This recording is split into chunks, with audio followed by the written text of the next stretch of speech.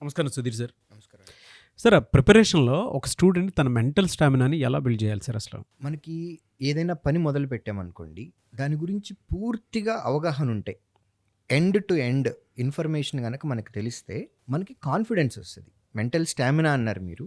అంటే కాన్ఫిడెన్స్. అవును.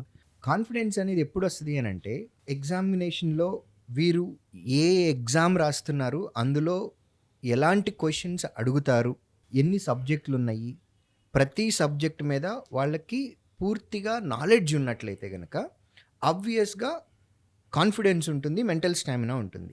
ఇప్పుడు ప్రిపరేషన్ ఫస్ట్ డే ఉన్నారు. వారికి ఎగ్జామ్‌లు ఎన్ని రకాల ఎగ్జామ్‌లు ఉన్నాయో తెలీదు.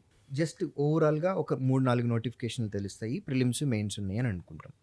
అసలు ప్రిలిమ్స్‌లో ఎన్ని సెక్షన్‌లు ఉంటాయి, ఎన్ని సబ్జెక్టులు ఉన్నాయి, ఒక్కొక్క సబ్జెక్ట్‌లో ఎన్నెన్ని చాప్టర్‌లు ఉన్నాయి, ఇలా మొత్తం ఇన్ఫర్మేషన్ తెలిసింది అని అనుకోండి. అప్పుడు వాళ్ళకి కాన్ఫిడెన్స్ వస్తది. అంటే ఎలాంటి క్వెషన్స్ వస్తాయి అనేది వీరికి పూర్తి అవగాహన ఉండాలి. అప్పుడు కొంచెం మనకి తెలిసినటువంటి క్వెషన్సే లేదా ఎగ్జామ్‌లో వచ్చే క్వెషన్స్ మనం చేయగలము. ఇలాంటిది కాన్ఫిడెన్స్ వస్తది. సబ్జెక్ట్ కాన్ఫిడెన్స్ వేరు, ఉద్యోగం వస్తది అనే కాన్ఫిడెన్స్ వేరు. హ్మ్.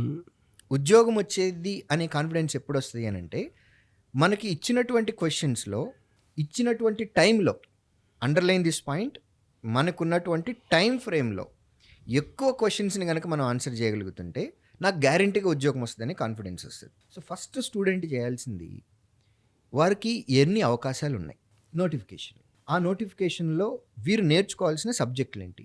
పట్టుమని 6 ఉంటాయి సబ్జెక్టులు. 6 సబ్జెక్టులు నేర్చుకుంటే, సుమారుగా ఎవ్రీ ఇయర్ ఒక 60 నోటిఫికేషన్‌లు మినిమమ్ రాయొచ్చు. ప్లస్ సబ్జెక్ట్ ఈ 6 సబ్జెక్టులను నేర్చుకోవాలి. నేర్చుకునే టైంలో ప్రాక్టీస్ అనేది చాలా ఇంపార్టెంట్. మనం విన్నది మన సొంతగా చేసినప్పుడు మనకి ఒక లెవెల్ ఆఫ్ కాన్ఫిడెన్స్ వస్తది. హ్మ్. విన్నప్పుడు ఏంటి అనంటే మనం తెలుసుకుంటున్నాం. నాలెడ్జ్ గెయినింగ్ ఇక్కడ. తర్వాత అవే క్వెషన్‌ని ఎవరి హెల్ప్ లేకుండా, టీచర్ హెల్ప్ లేకుండా, ఫ్రెండ్ హెల్ప్ లేకుండా, ఒక మెంటర్ హెల్ప్ లేకుండా, మన బుక్ ఓపెన్ చేయకుండా, మనంతట మనమే అయ్యే క్వెషన్స్‌ని సాల్వ్ చేసాం. యెస్, నేను నేర్చుకున్నటువంటిది నేను చేయగలుగుతున్నాను. ఇదొక కాన్ఫిడెన్స్ వస్తది. సో, సబ్జెక్టులన్నీ కవర్ చేసుకోవాలి ఫస్ట్. దీనికి ఒక 4 నెలల టైం పడుతుందండి. ఆ తర్వాత నుంచి మాక్ ఎగ్జామ్స్ రాయాలి.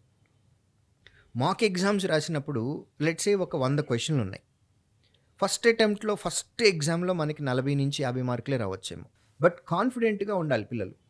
అంటే నేను 100 క్వెషన్‌లో 40 చేయగలిగానిప్పుడు. ఇంకొక 1 వీక్‌కి ఇంకొక 5 మార్కులు పెంచుకోవాలి. ఈ 5 మార్కులు పెంచాలి అనంటే, ఇంతకుముందు ఎక్కడ పోయినాయో తెలియాలి మనకి. హ్మ్. ఫర్ ఎగ్జాంపుల్, రీజనింగ్‌లో నంబర్ సీరీస్ ఉంది. 5 క్వెషన్‌లున్నాయి. మనం ఫస్ట్ ఎగ్జామ్ రాసినప్పుడు ఒకటో, రెండో ఆన్సర్ చేయగలిగాం. ఇంకా 3-4 క్వెషన్‌లున్నాయి. అలా ఒక్కొక్క చాప్టర్‌ని టార్గెట్ చేసుకొని, ఈ 1 వీక్ గ్యాప్‌లో మనం 3 మార్కులు పెంచుకోవాలి అని అనుకున్నాం. ఆ 3 మార్కులు ఎక్కడ పెంచాలో క్లారిటీ కూడా కావాలి మనకి. ఇంగ్లీష్ ఉంది. ఇంగ్లీష్‌లో గ్రామర్ బేస్డ్ మీద, వొకాబ్ బేస్డ్ మీద ఏ ఏరియాలో పెంచాలో తెలియాలి. హ్మ్. అర్థమెటిక్ ఉంది. అర్థమెటిక్‌లో డేటా అనాలిసిస్ నుంచి పెంచాలి. సో, ఈ 1 వీక్ డేటా అనాలిసిస్‌ని కాన్సంట్రేట్ చేయాలి. చేస్తే 3 మార్కులు పెరుగుతాయి. అలా week by week, week by week every Sunday review పెట్టుకొని, ప్రతి వారము మనం ఒక్క మార్క్ పెరిగినా చాలు నాగరాజు గారు. స్టూడెంట్‌కి ఆబ్వియస్‌గా మైండ్‌లో కాన్ఫిడెన్స్ అనేది బిల్డ్ అవుతా ఉంటుంది. హ్మ్. అంటే మనకొచ్చిన ఏరియాని అలానే మెయింటైన్ చేస్తున్నాము. ఇంక్రిమెంట్‌కి ఎక్కడ స్కోప్ ఉందో టార్గెట్ చేసుకొని, ఓవరాల్‌గా చేయకూడదిది. హ్మ్. జస్ట్ గుడ్డిలో మెల్లలాగా అని అంటాం కదా! అలా కాదు.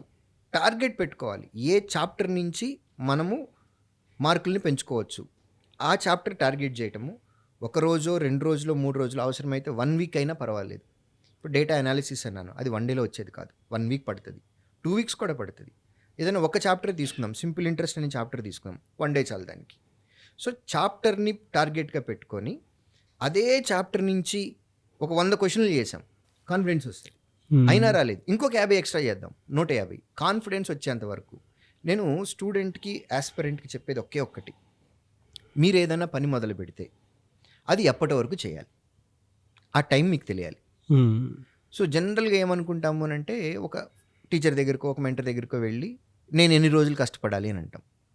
అది నీ ఎబిలిటీని బట్టి ఉంటుంది. నీ లెర్నబిలిటీ స్కిల్స్‌ని బట్టి ఉంటుంది. నీ ఐక్యూ లెవెల్ బట్టి ఉంటుంది. ఇంకొక మాట, నీకు ఏ సెకండ్ పర్సన్ అక్కర్లేదు. You ask your self. Aspirant ఇప్పుడు ఈ వీడియో ఎవరన్నా చూస్తుంటే ఎవరికి వాళ్ళు అడగండి. Ask your self. మీరు ఇంగ్లీష్లో స్ట్రాంగ్గా ఉన్నారా? మైండ్లో ఆన్సర్ వచ్చింది. క్వాంట్లో స్ట్రాంగ్గా ఉన్నారా? ఆన్సర్ వచ్చింది. ఇవాళ ఇప్పుడు మీకు ఎగ్జామ్ పెడితే మీకు ఉద్యోగం వస్తుందా? Ask your self. మనలో ఒక సిక్స్త్ సెన్స్ అని ఉంది, అది ఆన్సర్ చెప్తుంది. స్టూడెంట్ ఎప్పటి వరకు ప్రాక్టీస్ చేయాలి, ఎప్పటి వరకు ఎన్ని రోజులు ప్రాక్టీస్ చేయాలి అని అంటే మీ సిక్స్త్ సెన్స్ ఎస్ అని చెప్పేంత వరకు రాయాలి. Sixth sense yes, you are ready for the exam. నీకు 100 మార్కుల క్వశ్చన్కి నువ్వు 80 నుంచి 85 పెట్టగలుగుతున్నావు. నీకు ఇప్పుడు ఎగ్జామ్ పెడితే most eligible candidate to get the job is you అని ఎప్పుడైతే మీ సిక్స్త్ సెన్స్ మీకు చెప్తుందో అప్పటి వరకు ఎస్ వచ్చేంత వరకు ప్రాక్టీస్ చేస్తూనే ఉండాలి.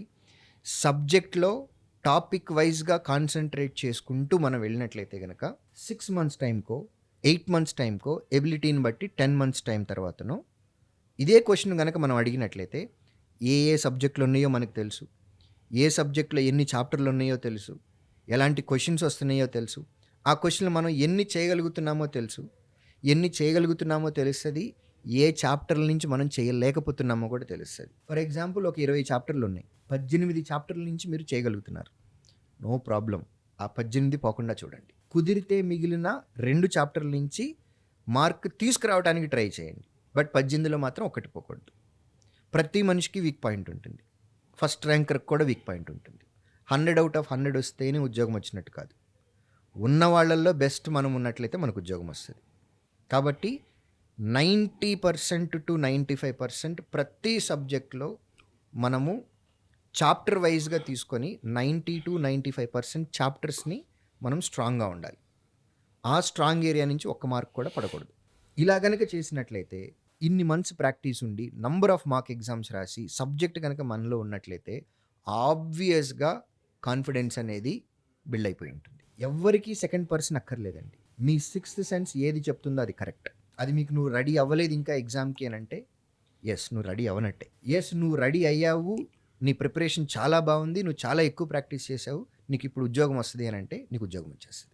థ్యాంక్ యూ అండి. Thank you so much Sudheer sir. Thank you.